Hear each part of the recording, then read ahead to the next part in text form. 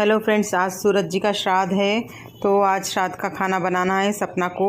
सपना ने कहा है कि कुछ बातें ऐसी हो रही है सोशल मीडिया पे, पूरी मिसअंडरस्टैंडिंग फैला दे रही है, एक दूसरे के प्रति गलत फहमी फैला रही है। इसलिए उस बातों से सपना बोल रही थी कि मुझे दूर रहना है ये सब बातों से।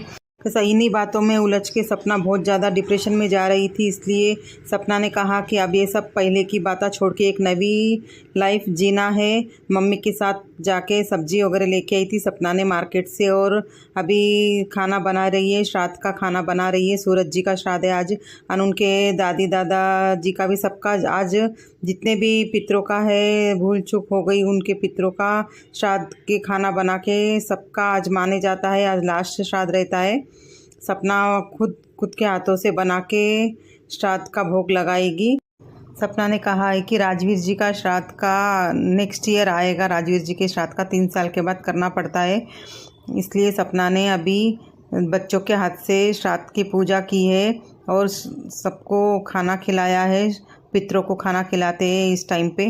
सपना ने पूरा विधि विधान से किया है, खाली बम्मन नहीं मिले थे इस साल, नेक्स्ट ईयर से अच्छे से करेगी, बम्मन को बुला के वगैरह अच्छे से पूजा वगैरह कराएगी। ये साल कैसा नया था, इसलिए सपना ने उनकी मम्मी ने मिलके कर लिया था। और सिटीज़ में थोड़ा मिलते भी नहीं बम्मन जल्दी, और उनसे भोग लगाने लगाई दोनों बच्चों से। सपना पूरा अपना कर्तव्य निभाने में कहीं भी नहीं चूकती है सपना, और उनकी मम्मी ने भी उनको बोल के सब विधि विधान से कराया था। पानी का तर्पण किया, दोनों मिलके अच्छे से कर लिया था श्राद्ध का। कैसा है उनको कुछ लोग नेगेटिव कमेंट करके सपना को डिमोटिवेट करने की कोशिश कर रहे हैं, कुछ गलत न्यूज़ फैलाने की कोशिश कर रहे हैं, लेकिन सपना कभी भी उसमें डिप्रेशन में जा रही थी सपना। लेकिन अब सपना बोल रही थी कि मैं आगे से पीछे की बातें छोड़ के आगे मेरी लाइफ नई लाइफ जीऊँगी।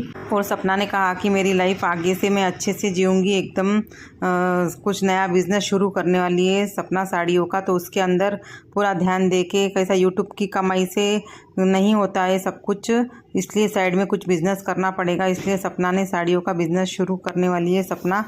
उसमें भी हम सब सपना का सपोर्ट करेंगे।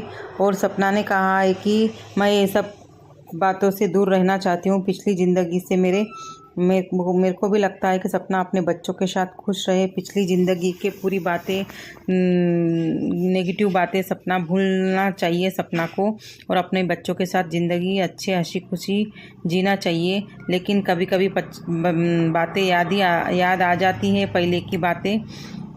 लेकिन हम चाहते हैं कि सपना और आगे बहुत बड़ी लाइफ है सपना की बच्चों के लिए। सपना को स्ट्रांग बन के रहना है। और सपना को लखनीत भाई का भी सपोर्ट है। कुछ लोग गलत न्यूज़ फैला रहे हैं, उनके लिए रिपोर्ट करे थे लखनीत भाई और सपना जाके पुलिस स्टेशन में। उसमें लखनीत भाई ने बहुत ज़्यादा सपोर्ट किया सपना का। और सपना की फ्रेंड्स शिवी भी बहुत ज़्यादा सपोर्ट कर रही है सपना का।